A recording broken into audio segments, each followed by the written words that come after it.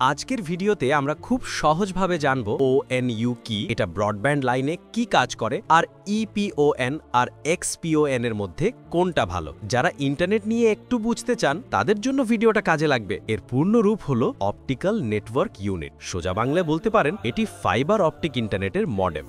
এটা হলো আপনার বাসায় ফাইবার লাইনের শেষ ডিভাইস। আইএসপি যেই ফাইবার লাইট সিগন্যাল পাঠায়, অনু সেই লাইটকে ইন্টারনেট সিগন্যালে রূপান্তর করে। সংক্ষেপে বললে, অনু ছাড়া ফাইবার ইন্টারনেট সম্ভব না।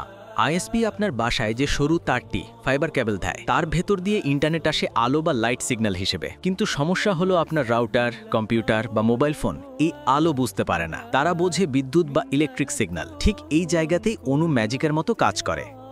এটি ফাইবার কেবল থেকে আসে আলোক সংকেতকে বা লাইটকে গ্রহণ করে, এরপর সেটিকে বৈদ্যুতিক সংকেতে বা ইলেকট্রিক সিগন্যালে রূপান্তর করে। সবশেষে ল্যান্ড পোর্টের মাধ্যমে সেই সিগন্যাল আপনার রাউটারে পাঠিয়ে দেয়। ব্যাস, তখনই আপনি ওয়াইফাই বা ইন্টারনেট ব্যবহার করতে পারেন। অর্থাৎ অনু ছাড়া ফাইবার অপটিক ইন্টারনেট অচল।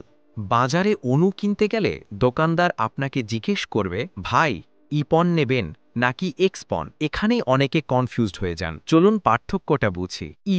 ইপন হলো কিছুটা পুরনো প্রযুক্তি। আপনার ইন্টারনেট প্রোভাইডার যদি তাদের মেইন সার্ভারে OLT-তে ইপন প্রযুক্তি ব্যবহার করে, তবেই কেবল এই অনু কাজ করবে। যদি ভবিষ্যতে তারা লাইন আপডেট করে জিপনে যায়, তখন এই ইপন ডিভাইসটি আর কাজ করবে না। আপনাকে নতুন ডিভাইস কিনতে হবে। এক্সপন অন্যদিকে এক্সপন হলো স্মার্ট বা হাইব্রিড প্রযুক্তি। এর সবচেয়ে বড় সুবিধা হলো এটি ইপন এবং জিপন দুটোই সাপোর্ট করে। একে বলা হয় ডুয়াল মোড। ধরুন আপনি এখন এক্সপন কিনলেন, আপনার আইএসপির লাইন ইপন হোক বা জিপন, এই ডিভাইসটি অটোমেটিক বুঝে নেবে লাইনটি কেমন এবং সেই অনুযায়ী কাজ করবে। আপনাকে আর চিন্তা করতে হবে না।